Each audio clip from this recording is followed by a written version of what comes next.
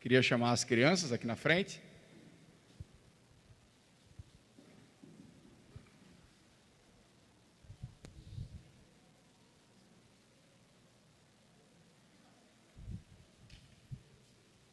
Menino. Seu menino tá de jogo. Tá lembrado que eu tenho o mesmo nome que tu? Tá lembrado que eu tenho o mesmo nome que tu? Sim, né?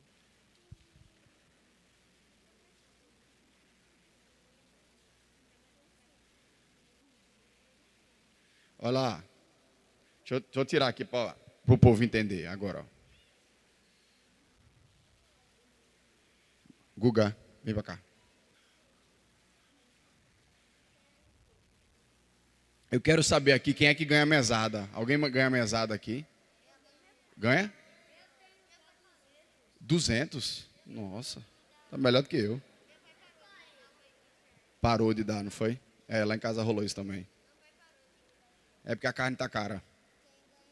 É, tá cara sim. Ah, só sua mãe e seu pai que ganham preços, né? Mas como é que vocês ganham dinheiro? Tem algum jeito de ganhar dinheiro? Como é que faz? O avô, o que mais? Trabalhando. Tu já trabalha, Luca? Ainda não, né? Tentou vender origami, mas não deu muito certo, né? É difícil. Tá vendo que é difícil? Oi.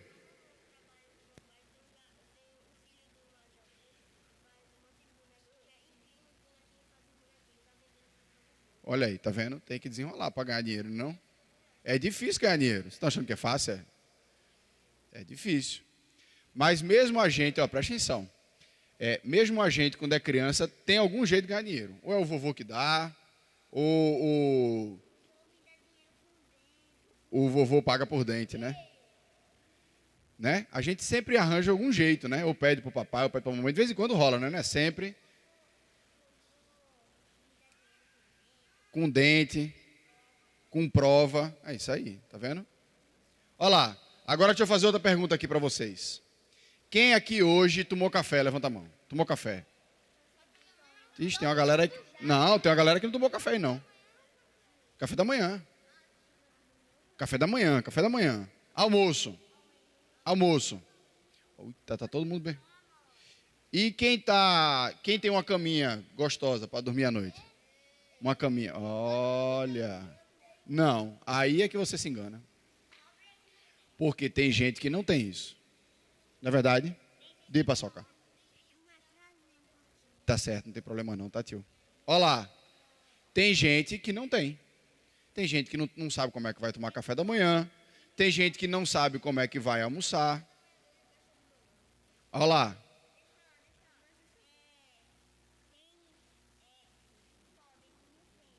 Tem pobre que não tem. É isso mesmo. Tem menino da rua. Agora, olha. Vocês sabiam? A gente teve aqui um momento agora no culto, ó. Sei quem estava prestando atenção, né? Tava. Teve um momento aqui do culto, que foi um momento do quê? Hã?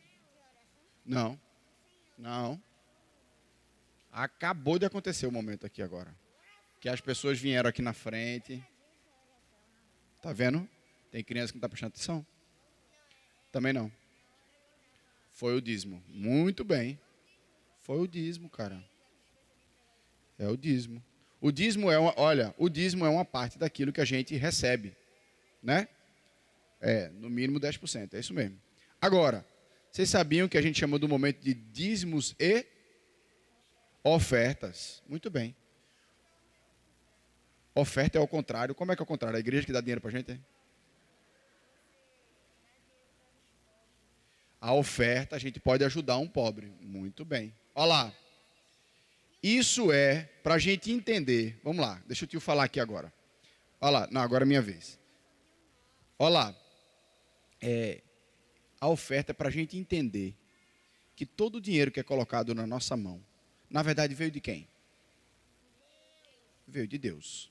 E a gente tem responsabilidade com as pessoas que não ganham as mesmas coisas que a gente ganha. Então eu quero fazer um desafio para toda criança que está aqui. Quando a gente ganha um dinheiro, o que é que a gente pensa em fazer com ele? Gastar, comprar coisa, comprar um brinquedo, comprar um doce. Muito bem, guardar um pouquinho para o futuro, né? Quero fazer um desafio para vocês aqui, ó. Da próxima vez, olha lá, presta atenção aqui. Da próxima vez, olha os pais aí incentivando em casa, hein? Da próxima vez que vocês ganharem algum dinheiro, vocês separarem uma parte desse dinheiro para ofertar. Para a gente poder ajudar alguma pessoa que não tem. A gente aqui tem um negócio chamado Cesta do Amor. Sabe o que é que ela faz? Cesta do Amor. São comida, a gente compra comida para poder dar para pessoas que não têm. Tá certo? Vai ficar o desafio para cada um de vocês, hein? Da próxima vez que ganhar dinheiro, separar um pouquinho para dar para quem não tem. Para não gastar só com você. Pois não.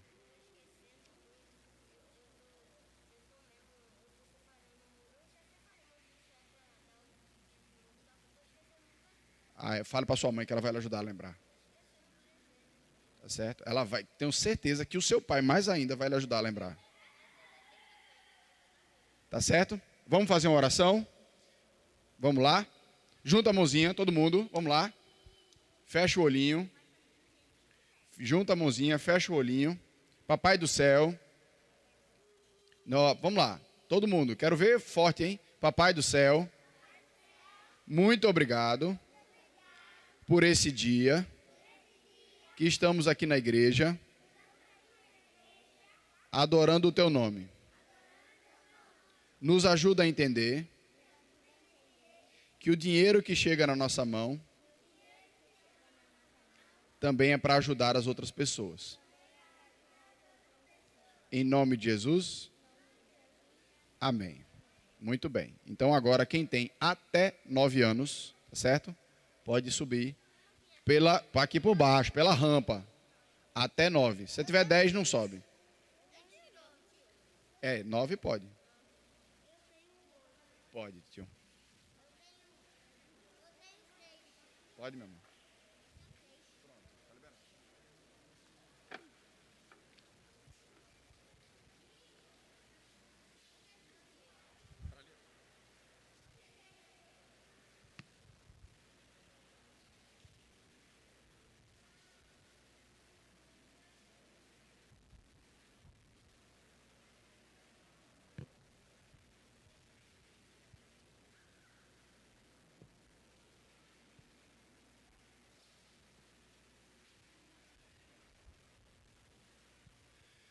Boa noite, meus amados, a graça e a paz do nosso Senhor Jesus. Pense num assunto difícil para falar. Dinheiro. Muitas vezes a gente acha que algumas coisas não se misturam, vamos dizer assim. Política e religião se mistura? Talvez mais do que deveria, né? Será que a gente vai misturar família e religião? E dinheiro e religião? Cada pergunta dessa dava uma longa discussão, né, para a gente poder entender o que é que se mistura e o que é que não se mistura, ou até que ponto se mistura e até que ponto não se mistura. Mas a grande verdade é que nós precisamos de respostas bíblicas para esse tipo de dilema, porque essas coisas fazem parte da nossa vida. Nós não somos extraterrestres em que essas coisas que estão no nosso dia a dia não influenciam na maneira como nós vivenciamos a nossa fé. Então, é muito importante hoje a gente estudar a união, ou começar a tocar nesse assunto, entre como a Bíblia enxerga e nos orienta a respeito do nosso relacionamento com o dinheiro. Afinal, é uma das coisas que está presente literalmente em todos os dias da nossa vida. Então, é muito importante que a gente saiba aquilo que a Bíblia nos ensina sobre esse assunto, para que nós possamos, de fato, agradar a Deus também com o nosso dinheiro. Então, abra sua Bíblia em 1 Coríntios, capítulo 16.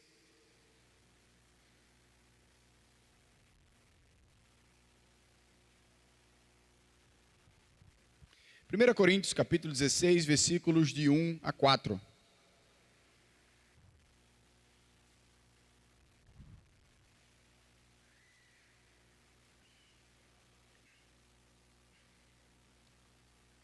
Primeiro Coríntios, capítulo 16, versículos de 1 a 4, nos diz o seguinte: quanto à coleta para os santos, façam também vocês como ordenei às igrejas da galáxia. No primeiro dia da semana, cada um de vocês separe uma quantia, conforme a sua prosperidade, e vá juntando, para que não seja necessário fazer coletas quando eu for. E quando eu tiver chegado, enviarei com cartas aqueles que vocês aprovarem, para que levem a oferta de vocês a Jerusalém. Se for conveniente, que eu também vá, eles irão comigo. Vamos orar? Senhor Deus, eterno Pai, te agradecemos, Senhor Deus, por essa noite, por esse momento muito especial, junto, ó Pai, com o seu povo, em torno, ó Pai, da tua palavra, centralizado, ó Pai, na tua palavra, que permeia todo esse culto que é para ti, Senhor. Senhor Deus, que o nosso coração nessa noite possa estar aberto, sensível e vulnerável pelo Teu Santo Espírito para compreender e aprender, ó Pai, as Tuas verdades nessa noite. Fala conosco de verdade, ó Pai, pela Tua misericórdia me usa, ó Pai, como Teu servo. Em nome do Teu Filho amado Jesus. Amém. Muito bem. Se nós estamos acompanhando aqui a série de pregações de 1 Coríntios, você pega o capítulo 15 de 1 Coríntios, em que Paulo está falando sobre a ressurreição, sobre as últimas coisas. Paulo está falando de quando Jesus vai voltar, é um negócio assim, maravilhoso, que mexe com a nossa fé, que mexe com a nossa esperança, com a nossa imaginação. E de repente, quando você vira, né, o capítulo, Paulo começa a falar de uma coleta que ele está fazendo. Parece que Paulo se esqueceu de tudo que ele estava trabalhando, né? Foi lá nas alturas e agora vamos falar aqui de oferta, né? O que é que tem a ver uma coisa com a outra? Parece até, quando você vai lendo a carta assim, parece até que Paulo estragou o clima, né, que estava sendo construído. A primeira razão para isso acontecer é que a carta de 1 Coríntios, ela foi escrita para responder algumas questões específicas que o próprio povo da igreja tinha perguntado a Paulo. Lá em 1 Coríntios capítulo 7, Paulo fala, quanto ao que eu recebi da carta de vocês, e ele começa a falar sobre sexualidade, ele começa a falar sobre dons, né? Ele começa a falar sobre comida oferecidos a ídolos, porque são perguntas, são questões que são trazidas pela própria igreja para Paulo. E ele começa a responder essas questões ao longo da carta que a gente vem trabalhando. E aqui, na verdade, ele está iniciando uma nova sessão, um assunto que havia sido trazido a eles, né? A respeito de uma coleta que Paulo estava fazendo entre os santos. Que daqui a pouco eu vou falar para vocês o que é que Paulo estava intentando com essa questão. Mas a outra conexão que eu enxergo por trás dessas duas coisas é que nós fazemos parte dessas duas realidades. Nós pertencemos a uma realidade espiritual de verdades incríveis que a gente não consegue tocar e às vezes nem falar direito de tão maravilhosas que elas sejam, mas nós também pertencemos a um mundo muito real, muito palpável, e que às vezes a gente tem dificuldade de estabelecer essa conexão. Mas como cristãos, a gente não está sendo seccionado, onde somos cristãos no dia de domingo, ou no momento em que a gente está lendo a palavra de Deus, e no resto do dia a gente é como quiser. A palavra de Deus e o discípulo de Cristo, ele afeta todas as áreas da nossa vida, inclusive o nosso bolso. Quando a Bíblia nos ensina, em 1 Coríntios, que nós devemos comer ou beber, ou fazer qualquer outra coisa para a glória de Deus, isso está incluso o tipo de relacionamento que nós temos com o dinheiro, o tipo de uso que nós fazemos com o nosso dinheiro.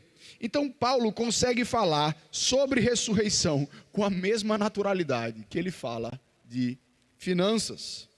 E o problema é que nós temos vivido uma realidade em que algumas igrejas, ou muitas igrejas, têm usado o dinheiro de fato como moeda de troca com o Senhor. Têm usado o dinheiro como carro-chefe da igreja. E esse é o grande problema. Só que isso, meus irmãos, não é novo. Se você pegar lá em 2 Pedro, capítulo 2, Pedro já está alertando aos crentes da década de 70, 40 anos depois de Cristo, de falsos mestres que ensinavam por avareza, querendo lucro, já na década de 70. E isso se perdura enquanto a humanidade, enquanto Cristo não voltar, há aqueles que vendem a esperança que nos foi concedida de graça, e isso está errado. E é por isso que é importante a gente tocar nesses assuntos, para que a gente conheça a maneira bíblica de enxergar, porque há a maneira distorcida bíblica de enxergar. Então nós sabemos que tem havido excessos e a gente não pode acabar descambando no outro ponto, que é não falar nunca, não tocar nunca no assunto, porque acabamos sem formar a nossa base doutrinária correta sobre aquele assunto.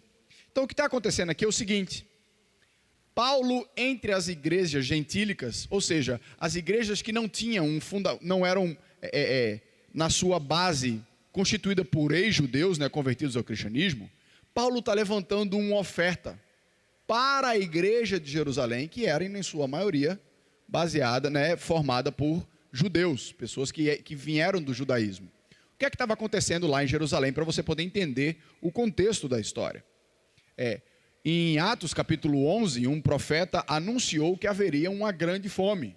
E de fato, durante a época do imperador Cláudio, essa grande fome veio e atacou muito, afetou muito a região de Jerusalém. Fora isso, após a morte de Estevão, começou-se uma perseguição mais ostensiva contra os cristãos em Jerusalém. Então, avalie você está dentro de um contexto onde ser cristão é ser perseguido e há uma grande fome. Aqueles irmãos de Jerusalém, eles estavam numa situação muito delicada. Então, Paulo, como apóstolo e plantador de várias igrejas, com a autoridade de apóstolo que ele tinha, ele enxerga essa situação, essa necessidade que a igreja estava passando, e começa a levantar uma oferta nas igrejas irmãs, para levar essa oferta para a igreja que estava em Jerusalém, passando por dificuldades.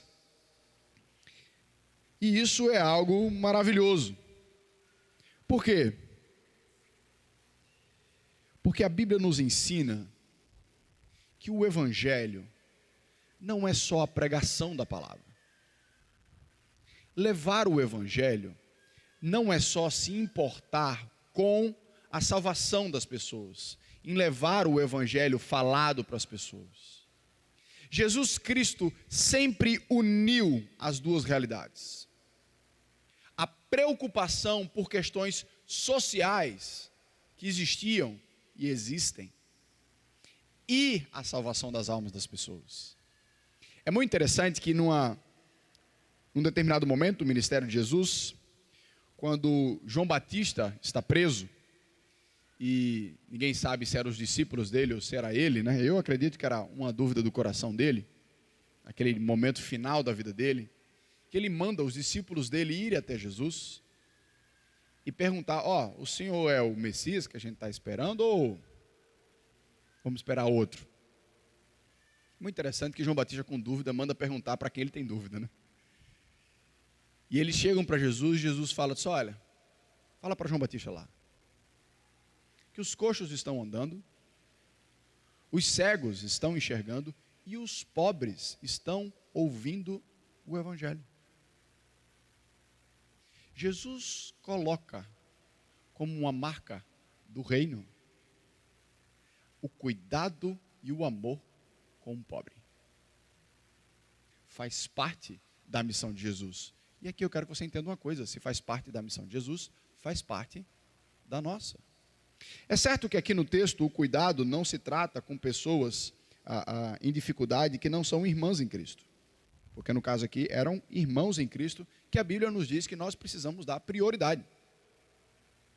A nossa prioridade é cuidar do nosso irmão em Cristo, de uma necessidade de um irmão em Cristo. A Bíblia fala inclusive que se alguém vê o seu irmão passando necessidade e tendo o recurso não o ajuda, está pecando. A Bíblia fala isso. E eu penso quantas vezes nós nos tornamos cúmplices desse tipo de pecado. Onde o irmão está passando por necessidade e tudo que a gente diz para ele é que a gente vai orar por ele. E a gente esquece que a Bíblia está falando que a gente não deve só orar por ele. A gente deve orar e ir até a necessidade dele da maneira como a gente puder. Naquela época, tanto os judeus quanto as religiões gregas, até as pessoas que não seguiam a Cristo, elas levantavam ofertas para pessoas necessitadas. Por que o cristianismo ia ficar para trás? Muito pelo contrário. Precisava se tornar um exemplo para o resto da sociedade. Nós precisamos, como cristãos, nos tornar um exemplo de ajuda do necessitado. E tem hora, meus irmãos, que nós estamos perdendo para os espíritas. Por quê? Porque o espírito acredita que fazer boa ação, ajudar quem não tem, vai fazer ele conseguir a salvação. E parece que porque a gente não tem isso, a gente acha que não pode, não precisa fazer. Nós recebemos a salvação de graça pela obra de Cristo Jesus. E Ele, por sua graça, nos requer que a gente seja abundante em boa obra. Precisa ser algo comum na nossa vida. Comum, corriqueiro, semanal. Auxiliar outras pessoas que estão passando por dificuldades. Não só com oração, mas de fato, tirando o dinheiro do bolso, comprando alguma coisa que aquela pessoa está precisando. É isso que o texto aqui está nos ensinando. E o que é interessante também a respeito disso aqui, é que lá em Romanos, capítulo 15, versículo 27, Paulo fala que isso é justo. Por quê? Porque a fé que os gentios herdaram veio dos judeus. E veio. A base veio daqueles que vieram do Antigo Testamento, que receberam as promessas do Messias, e agora esse evangelho se expande para aqueles que não são judeus. Então é como se Paulo, lá em Romanos, ele fala isso. Ele diz, olha, vocês devem a eles, porque começou por eles. Deus elegeu a eles para alcançar vocês. Paulo era um judeu, que estava alcançando os gentios. Então isso mostra uma unidade que a igreja precisa também fazer-se visível ao mundo, onde não importa a raça, não importa as diferenças, nós somos um povo só que se ajuda de todas as formas. A Bíblia diz que nós seremos conhecidos como os discípulos de Cristo pelo amor que nós temos uns pelos outros. Não importa se ele é da mesma denominação que você ou não. Não importa. É nosso irmão em Cristo. Eu preciso ajudá-lo.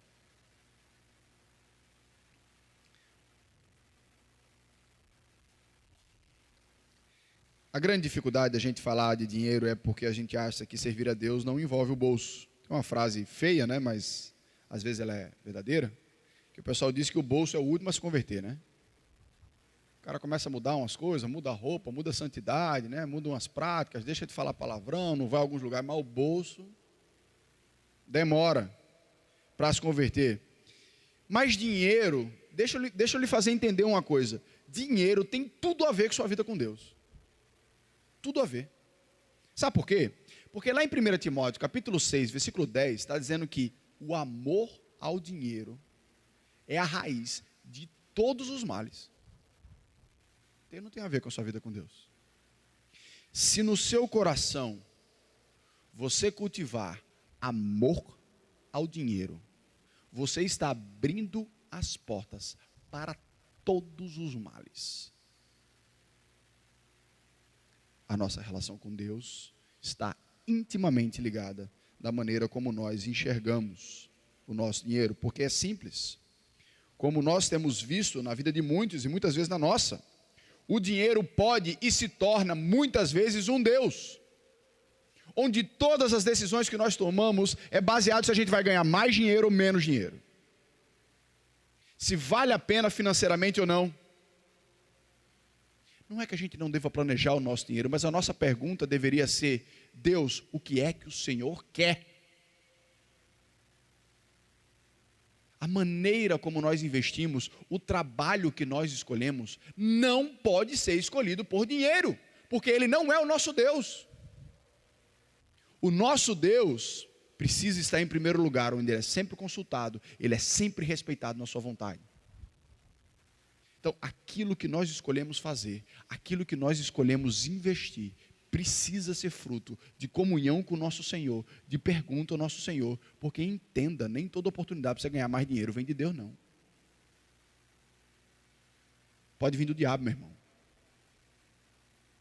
E aquilo, na verdade, não vai servir para você ficar, não, porque eu sou super grato a Deus, porque agora eu estou num emprego, estou ganhando muito melhor.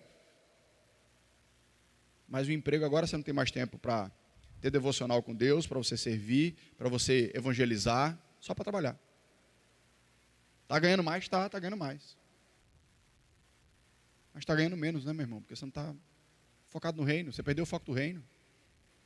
Agora tem que dar conta, porque o trabalho você ganha muito, mas também é esperado muito de você agora, e agora você acha que tem que idolatrar aquele negócio, tem que dar conta daquilo ali, você não pensa em mais nada. Porque tomou uma decisão baseada no dinheiro.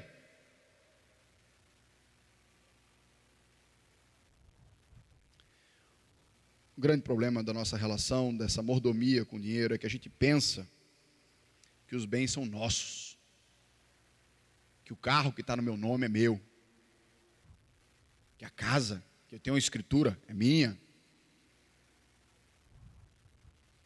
É seu por enquanto, meu amigo. Mas na verdade, quem deu a você foi Deus.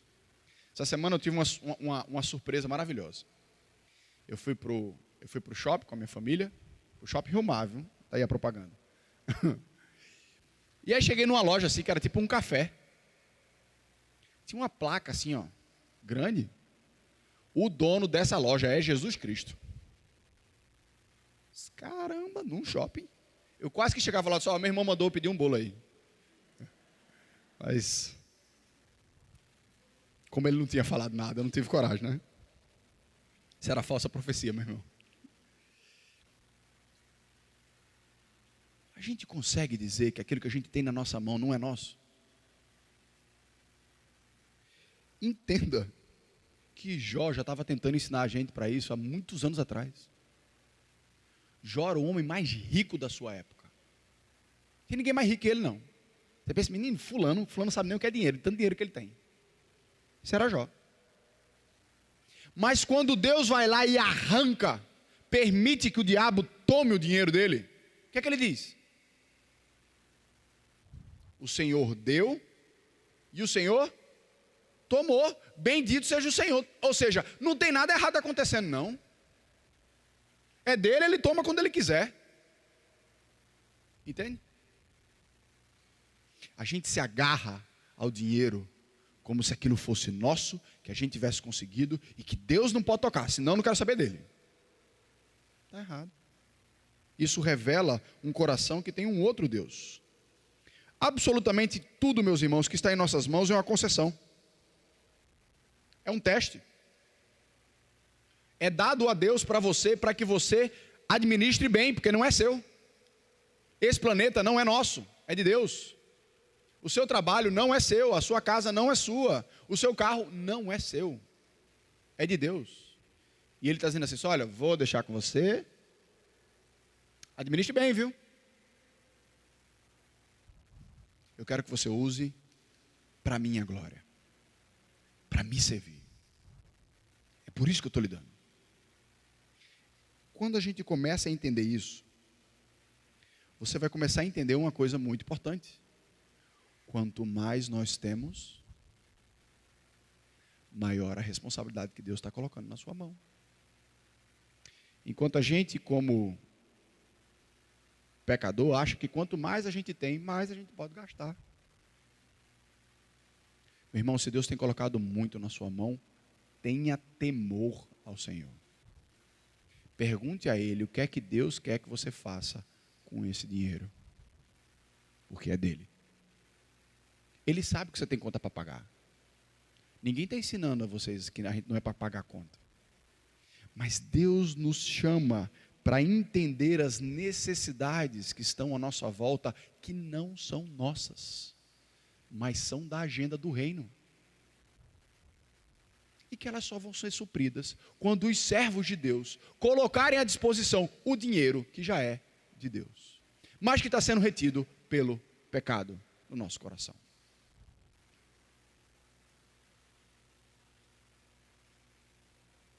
Nós precisamos ser criteriosos, meus irmãos, no uso do nosso dinheiro. Porque na hora de lanchar não tem problema de voar R$100 numa noite. Mas na hora de a gente ajudar alguém de dar uma cesta básica, falta 50. Não é? Não tem equidade. E precisa ter. Eu quero tratar com vocês agora algumas questões que estão muito claras aqui no texto, mas que eu precisava tratar com vocês essa questão mais ampla, né, do assunto. O texto aqui não está falando de dízimo.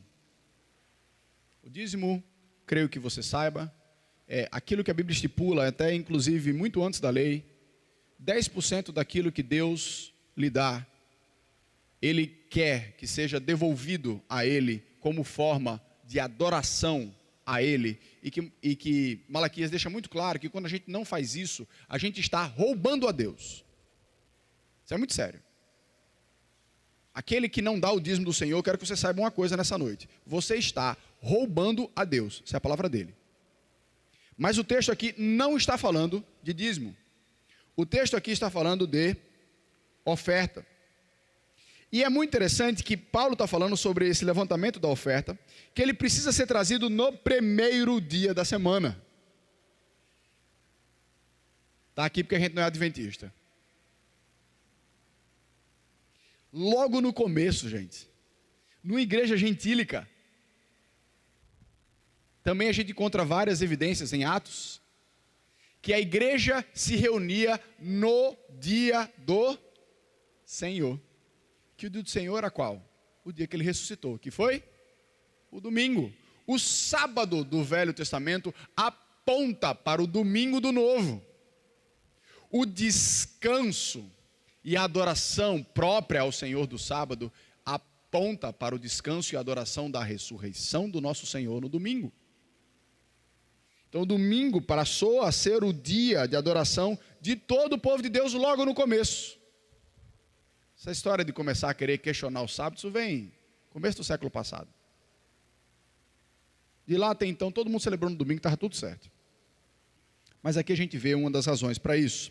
Então, a Bíblia coloca aqui o ato de trazer dinheiro como oferta, como um ato de adoração, porque era um ato no culto. Qual o problema? Nenhum. Nenhum. Meu dinheiro serve a Deus também. Assim como eu todo.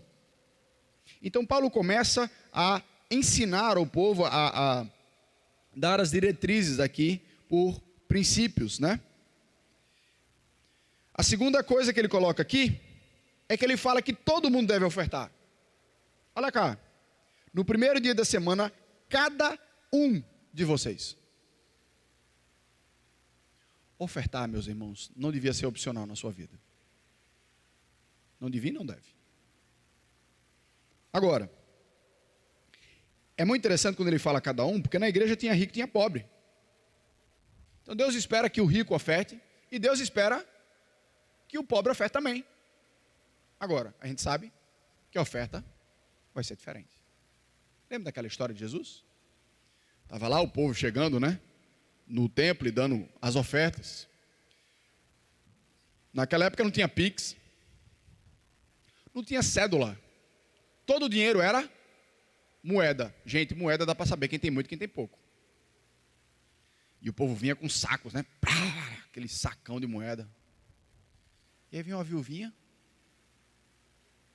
2 moedinhas. E ela oferta 2 moedas.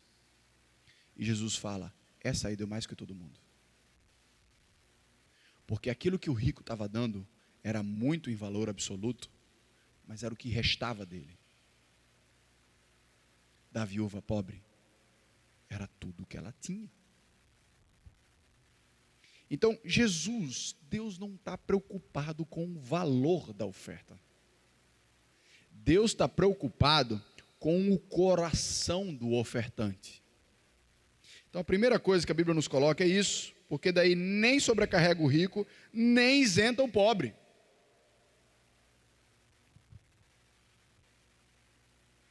Um cristão, meus irmãos, de coração aberto, não deve ficar com a mão fechada. E a outra questão que o texto também coloca, que é muito interessante isso que a Bíblia sempre colocou, ele coloca: separe uma quantia conforme a sua prosperidade. Querem teologia da prosperidade? Está aqui. Quanto mais você ganha, com mais você colabora. Isso é teologia da prosperidade. Porque é ridículo você ter alguém que ganha muito e ele dá a mesma coisa de quem ganha pouco. Não é bíblico. Agora, o que é que a gente precisa entender sobre isso aqui? Qual é o valor, pastor, da proporcionalidade? Isso aí a gente não legisla. Proporcionalidade existe no dízimo, não na oferta.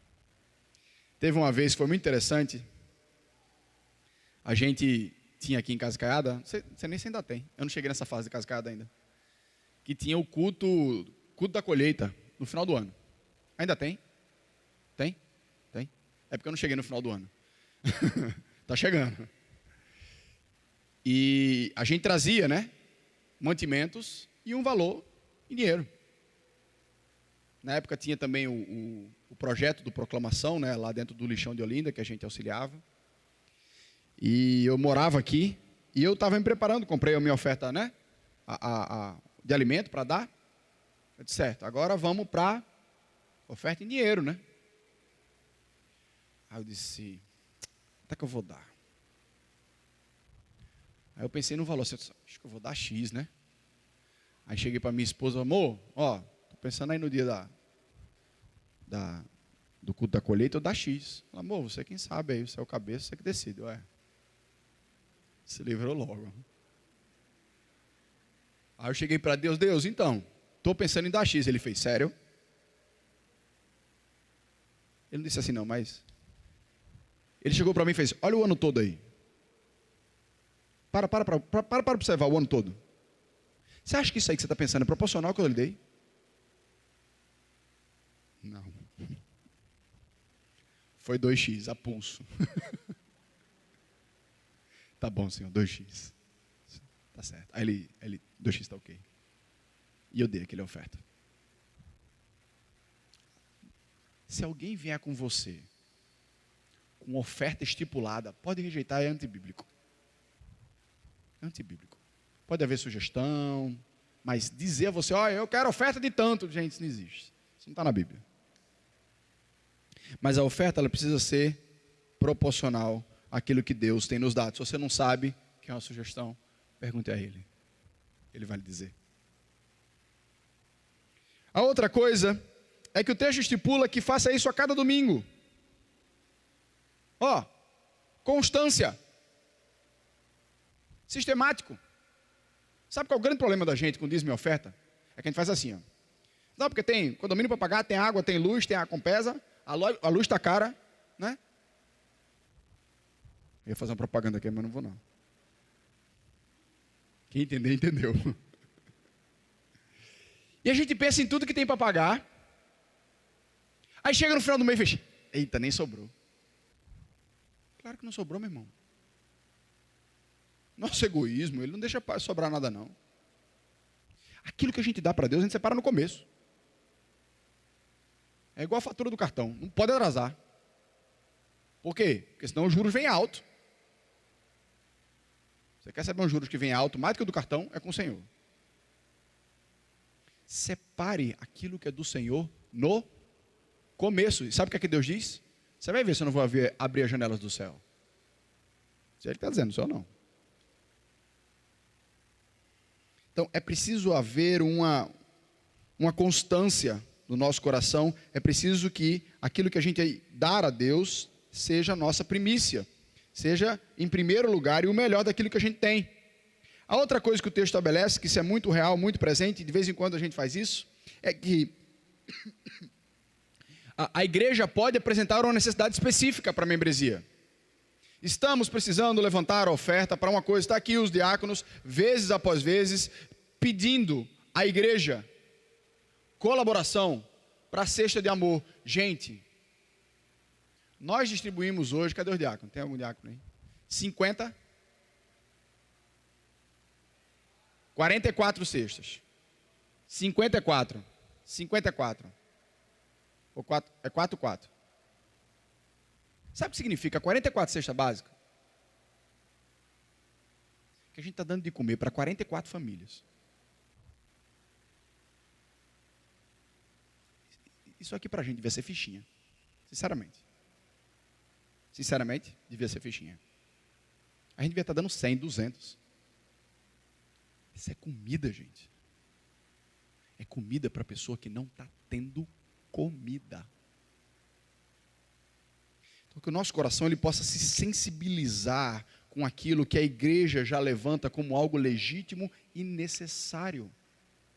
As pessoas que têm sido rigorosamente acompanhadas pela sua igreja. Cuidadas pela sua igreja. Isso não é um trabalho da diaconia, não. Isso é um trabalho da IPCC. Nosso, como corpo. A outra coisa que a Bíblia também estabelece aqui nesse texto é que é preciso transparência. É muito interessante que Paulo fala assim, diz, olha, vão reunir esse dinheiro aí, para eu nem precisar pedir, eu já estou pedindo agora. Quando eu chegar, o montante já está pronto. Se ele estivesse lá, ele podia ficar apertando um irmão, apertando o outro, né? Não. Vão recolhendo vocês e escolham alguém entre vocês para levar esse dinheiro, não quero nem tocar. Olha, que maravilha. Por quê? Porque esse dinheiro ia sair rodando o mundo até chegar em Jerusalém. Quem garante que vai chegar do outro lado da coisa certa? Né? O pessoal não diz que dinheiro não deixa rastro, né? Dinheiro não tem cabelo. Então, a Bíblia aqui nos ensina que a gente precisa ser muito transparente na maneira como a gente lida com o dinheiro. E a nossa igreja precisa ser, é por isso que é obrigatório, dentro da igreja presbiteriana, apresentar o que foi realizado no ano e o que vai ser gasto no ano que vem. Isso vai acontecer. É obrigatório. E vocês têm o direito, como membros da igreja presbiteriana, chegar para o tesoureiro e faz, eu quero ver as contas da igreja. Ele é obrigado a lhe mostrar. Está lá. Está lá na Constituição. Por quê? Porque a gente quer trabalhar com lisura, a gente quer trabalhar com integridade. Então a Bíblia estipula isso, essa transparência que é muito importante. Meus irmãos, nós precisamos estar atentos com as necessidades que estão ao nosso redor e se envolver com elas. Eu queria desafiar a igreja, diante de tudo que eu já desafiei, a quando você ver uma necessidade, pense nisso, Senhor Deus, eu quero me envolver com alguém. E você não se contentar e dar um dinheirinho e esquecer aquela pessoa. Não faça isso. É preferível que você passe um tempo ajudando uma única pessoa do que você dê um dinheirinho para 10 pessoas. Se envolva com aquela pessoa, saiba quem é, conheça as necessidades dela, conheça a história dela. Pode ser alguém crente, pode ser alguém não crente, mas faça isso. Essa é a agenda do reino. Aquela pessoa que bater na porta da sua casa, pedindo comida, pergunte quem ela é. Pergunte como é que está a vida dela. Se envolva. Se permita ser usado por Deus na vida daqueles que Ele coloca na sua vida. A gente vai poder ajudar um monte? Não sei, mas 400 dá para ajudar, viu? Se cada um pegar um, a gente faz uma diferença grande. Isso precisa ser corriqueiro entre nós. Porque Jesus, depois de muito cansado, olha para a multidão e faz, não posso despedir. Eles estão morrendo de fome. Eu tenho que dar de comer para eles.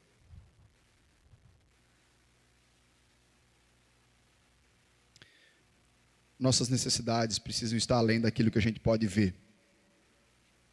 Porque aqui, os coríntios foram chamados para ajudar uns irmãos que eles não conseguiam ver. Nós temos hoje uma instituição muito séria, chamada Portas Abertas, fundada por um homem incrível, chamado irmão André. Não é o meu irmão André.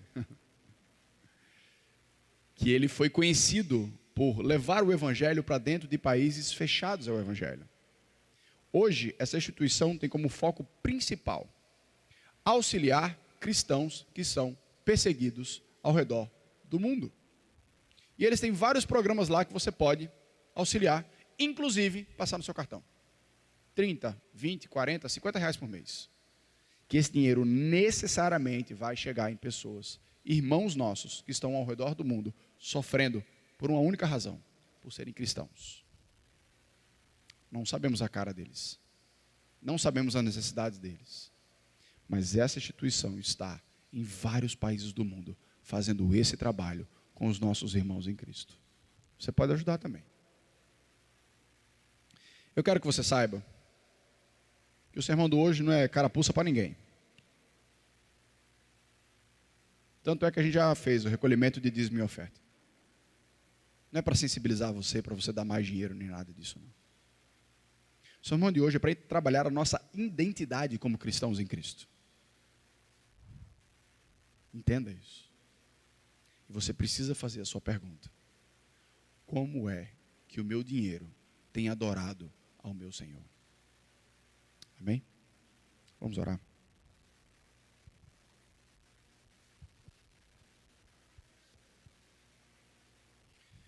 Senhor Deus, eterno Pai, te agradecemos, Senhor Deus, porque em tudo o Senhor nos instrui.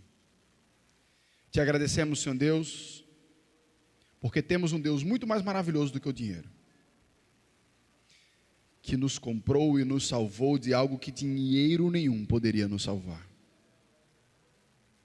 Te damos graças, Senhor Deus, porque o Senhor nos dá o privilégio de usarmos tudo que o Senhor tem nos dado para te servir.